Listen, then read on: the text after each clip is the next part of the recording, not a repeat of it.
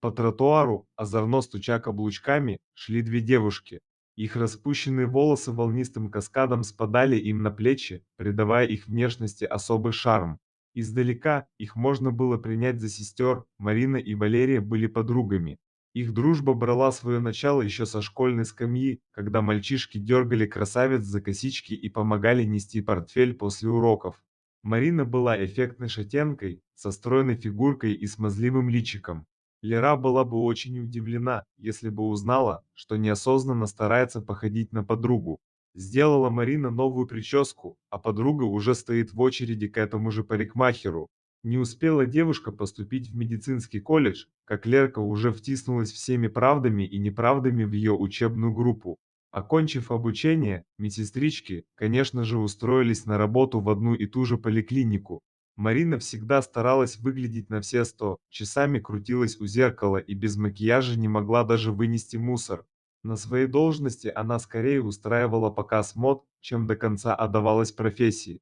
Ее белый халат был шит у лучшего портного города и выгодно подчеркивал прелести ее фигуры. Девушка намеренно делала зону декольте глубже, чтобы взгляд пациента тонул в приятном омуте. А если тот все-таки мог выдержать подобное зрелище, то на помощь шли ее стройные ножки и расстегнутая нижняя пуговичка на халате. За ней ухлёстывали как пациенты, так и именитые светила местной медицины. Романов у нее было не счесть, и обольстительная медсестра крутила мужчинами, как хотела, стремясь получить от жизни все. Ах, Лерка, а ведь хорошо, что мы живем именно в такое время. Это век больших возможностей и перспектив. Томно вздыхая, говорила Марина, провожая взглядом очередного новориша на дорогущем авто. Ой, и не говори, подруга, миром сейчас правят деньги, и все дороги открыты лишь для тех, у кого купюры шелестят, как осенние листья на ветру, и нет им конца и края, сколько ни собирай, возразила Валерия. Марина бросила взгляд, граничащий с презрением, но произнести очередную тираду ей было не суждено. Визг тормозов прорезал обыденный суетливый шум мегаполиса. Послышался звук разбитого стекла, и секунду спустя раздались крики. Кто-то заголосил: «Ой, мамочки! Это что же творится-то? Убили!» Судя по звуку, трагедия развернулась совсем рядом. Девушки переглянулись и, ускорив шаг, двинулись к месту, где, судя по крикам и возгласам, случилось что-то страшное. Толпа зевак окружила лежащую у пешеходного перехода женщину. По внешнему виду и одежде было видно, что она уже не молода, а скорее всего пенсионного возраста. В руке она сжимала сумочку, из которой на мостовую выпали продукты из супермаркета, расположенного неподалеку. Женщина издала чуть слышный стон и пыталась подняться, но каждое движение доставляло ей жуткую боль. Неподалеку стояла иномарка с разбитым лобовым стеклом. Около нее стоял молодой человек и, обхватив голову руками, с ужасом смотрел на то, что он натворил. Подруги быстро растолкали охочих до зрелищ прохожих и склонились над телом. Проверив пульс, Марина извлекла из сумочки тонометр, с которым она практически никогда не расставалась в силу своей профессии. Давление у женщины оказалось критически низким, и захрипев, она отключилась, разметав руки в разные стороны. «Нужно срочно сделать искусственное дыхание», — обратилась Марина к подруге. «И вызовите кто-нибудь скорую, в конце-то концов. Чего стали, рты разинули?» — несколько грубовато прикрикнула медсестра. Кто-то из прохожих послушно достал телефон и непослушными пальцами принялся набирать номер станции скорой помощи. «Так, Лера, давай, на 3», — скомандовала Марина и принялась нажимать на грудную клетку пострадавшей. Ее напарница, после нескольких движений подруги, принудительно вдыхала воздух в рот женщины. Их грамотные усилия дали свой результат, и пенсионерка задышала полной грудью, вернувшись, очевидно, с того света. Скорая прибыла как раз вовремя, и девушки сопроводили женщину до медицинского автомобиля. Секунду подумав, они решили остаться с ней по пути в больницу.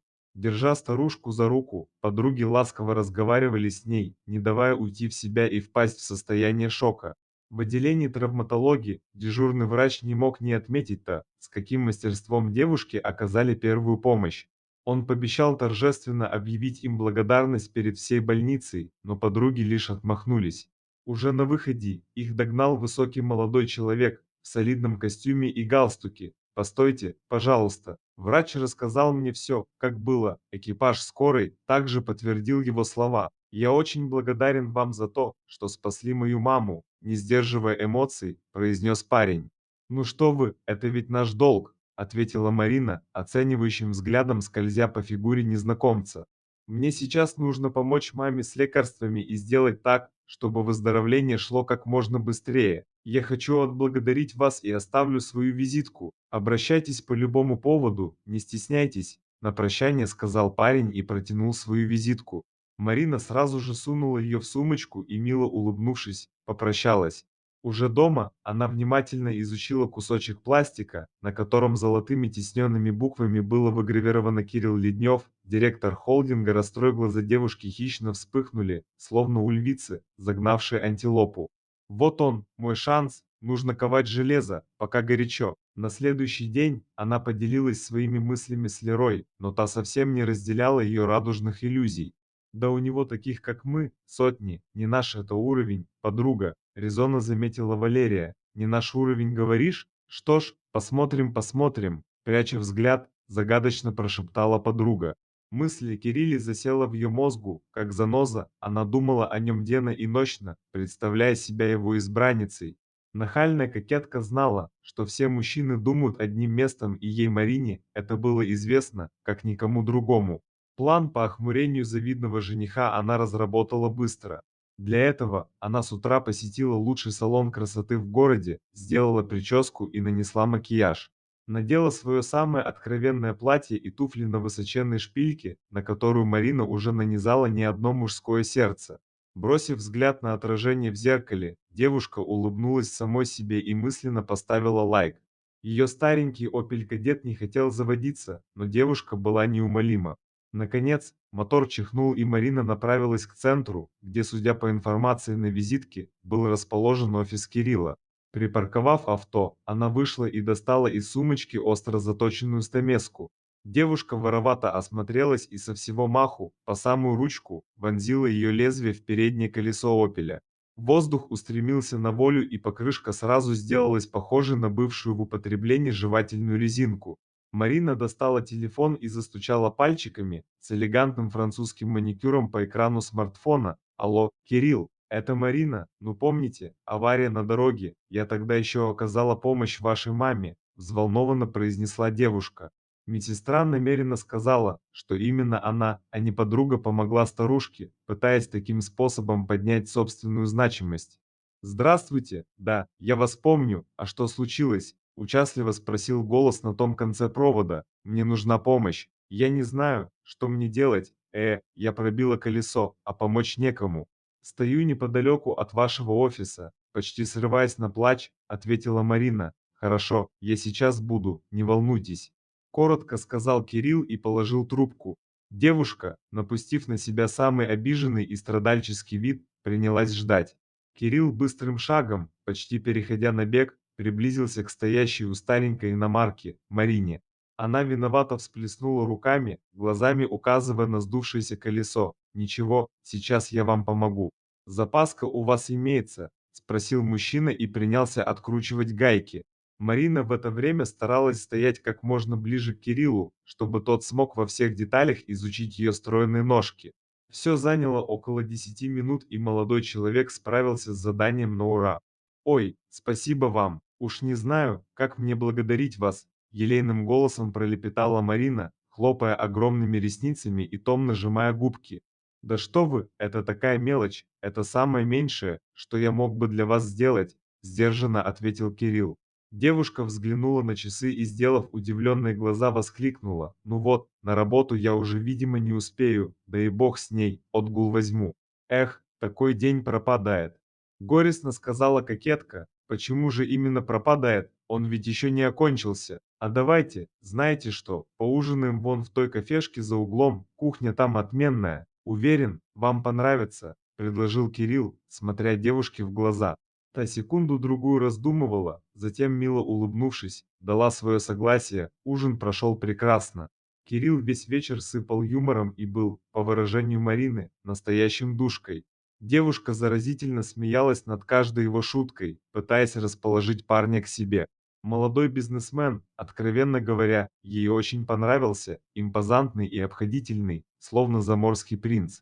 Умен и не дурен собой, что еще для счастья нужно-то? Незаметно дая самих себя, они в общении перешли на «ты». Марина все чаще ловила взгляд карих глаз собеседника и чувствовала, что парень, скорее всего, заглотил ее наживку. Они проболтали до самого закрытия, и Кирилл вызвался ее провожать. Такси притормозило у дома Марины, и она призывно посмотрела в глаза темноволосому красавцу. «Может, зайдешь? Чаем тебя напою?» Робко и невинно спросила девушка. Кирилл с радостью согласился. До дверей квартиры он шел, держа Марину за руку. Едва они вошли внутрь, как она со страстью влюбленной фури обняла ухажера и принялась покрывать поцелуем его лицо, шею и губы. Немудрено, что они оказались в постели и провели незабываемую ночь. Море нежности и чувств сплели их тело в едином страстном порыве, роман завертелся с бешеной скоростью. Рестораны, кафе, театры – все слилось в один романтический, полный любви сезон. Они встречались уже около месяца, когда, однажды, после особенно бурной ночи, бизнесмен поведал Марине о том, что у него есть невеста. «Пойми, мы помолвлены давно, и я знаю Наташу много лет назад. А с тобой я потерял голову и совершенно забыл о своих обязательствах», – виноватым тоном сказал Кирилл. Девушка обиженно поджала губы, и молодой человек сразу понял, что день безнадежно испорчен. «Так это что же выходит? Я обычная содержанка-любовница», с желчью в голосе говорила Марина самой себе. «Нет, не бывать этому», – прошептала девушка и решительно принялась за дело. После очередного свидания с Кириллом, она, когда бизнесмен расслабленно нежился в постели, удалилась в ванную. Вскоре оттуда донесся ее удивленный возглас. Кирилл взволнованно открыл дверь и увидел Марину, стоящую с тестом на беременность. На нем явственно виднелись две полоски. «Милый, у нас будет ребенок», – мило улыбаясь, прошептала девушка. Для нее, как медсестры, не составило особого труда раздобыть вожделенный тест с положительным результатом. Кирилл не знал, что ответить, мысли в его голове спутались, но в одном парень был уверен точно. Ребенку нужен отец, и он должен им стать. Уже на следующий день он объявил Наташе, что женится на другой. Пару дней спустя Кирилл и Марина, без лишней помпезности, расписались в местном ЗАГСе. Девушка взяла фамилию мужа и стала мадам Ледневой. И все бы ничего, но забеременеть по-настоящему у Марины никак не выходило. Сроки поджимали, и долго скрывать обман было невозможно. Еще со школьных времен у нее был знакомый. Звали его Вадик, и ради денег он был готов на все. Убогий маргинал, страдающий от игромании, он поклонялся одноруким бандитам, словно языческим идолам. За солидную сумму он помог девушке зачать ребенка. Переспав с ней, он обещал молчать об этом до конца своей жизни. Все прошло так, как и планировала хитроумная невеста. Родив двойню, она еще больше привязала Кирилла к себе. Бизнесмен, превратившись в любящего отца и мужа, трудился, не покладая рук, на благо семьи. Дима и Вика росли умными, и родители не могли нарадоваться их успехам. Кирилл, наконец, обрел то, к чему стремился всю сознательную жизнь. Но свою ложку дегтя не мог не внести тот самый Вадик, игроман. Проигравшись в пух и прах, он заложил свою квартиру в счет уплаты долга. Но этого было мало, а кредиторы наступали на пятки, обещая закопать его живьем. Неисправимый повеса обратился опять к Марине, но та и слышать ничего не хотела. «Я тебе за все заплатила сполна. Забудь мой номер и вообще, вычеркни из жизни», – зло процедила девушка. Вадик не собирался так легко сдаваться.